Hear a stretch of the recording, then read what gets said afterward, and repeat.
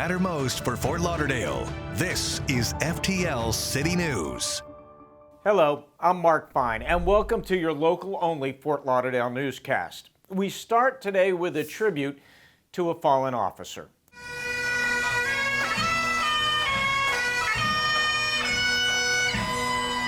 On Friday, funeral services were held for Officer Jennifer Sepot at Abundant Life Church in Margate. Officer Sepot suffered complications from COVID and passed away on August 14th. She was 27 years old.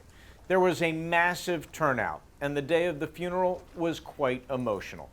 Following the services, Officer Sepot was escorted to her final resting place at Lauderdale Memorial Park.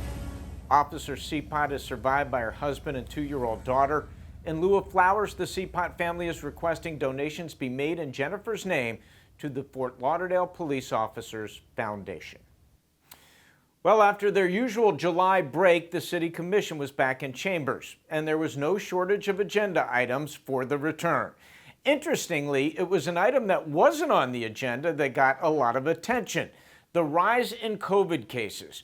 The Commission deciding to reinstate precautions at city facilities, including requiring masks, encouraging social distancing, and making sanitation stations more readily available.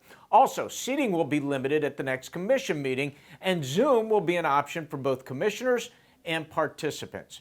These requirements are pursuant to the state of emergency that is currently in effect in Broward County. That is reviewed by the county administrator every 7 days. That's our number one mission of any city government or any government at all, is to keep people safe. And whether it be disease, whether it be crime, whether it be traffic safety, anything relating to safety, that's our number one mission. All of the protocols were back in place by the end of last week, so if you are headed to City Hall, be prepared and bring your mask.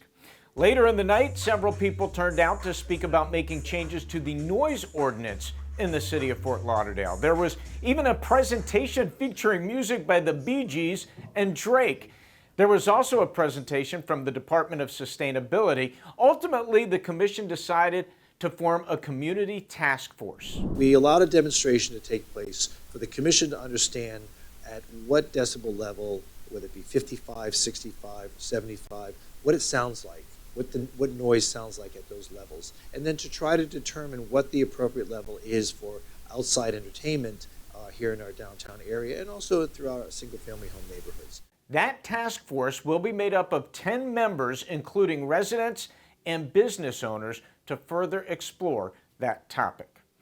While the island nation of Haiti continues to dig out after suffering the effects of a devastating 7.2 magnitude earthquake, now the city of Fort Lauderdale is trying to help out our Haitian friends. The city is teaming up with several nonprofit organizations and asking for donations to help survivors. The fire department has stepped up to receive the donations at all stations. They are asking for medical and personal hygiene items. This is a tragedy that hits close to home for a lot of our neighbors. In Broward County as a whole, there is a large Haitian population. I want to say 40, 50,000 out of our almost 2 million makeup. And what I feel as a Haitian American, a descendant of Haitians living here in Broward and working for Fort Lauderdale, to see the community come together during this time is very important to me. We suffered the earthquake in 2010, and now almost 10, 11 years later, here we are again going through it, but it is worse. The country's in political despair, but it's also in economic and healthcare despair. So here in Fort Lauderdale, I'm really happy to see the mayor and the commission and my fellow staffers, my fellow colleagues, pitching together to support the large Haitian population that's here. If you'd like to make a monetary donation instead of bringing something to one of the fire stations, you can go to the website ghwl.org.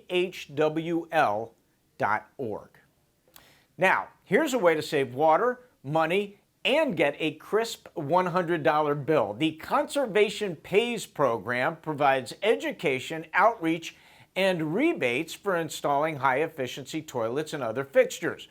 And the program has resulted in an estimated savings of more than 107 million gallons of water. For more information on this, go to conservationpays.com. Your $100 bill is waiting. And finally, it was quite a night at Mills Pond Park on Friday. The city holding the Summer Jams event.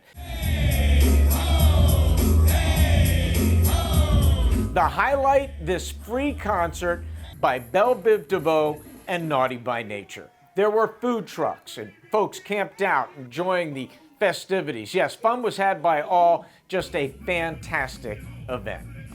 That does it for this edition of the FTL City News. Thanks for watching, and remember, for all the information on your city, follow us on Facebook, Twitter, Instagram, and YouTube, and you can always get all the information you need at our website, fortlauderdale.gov.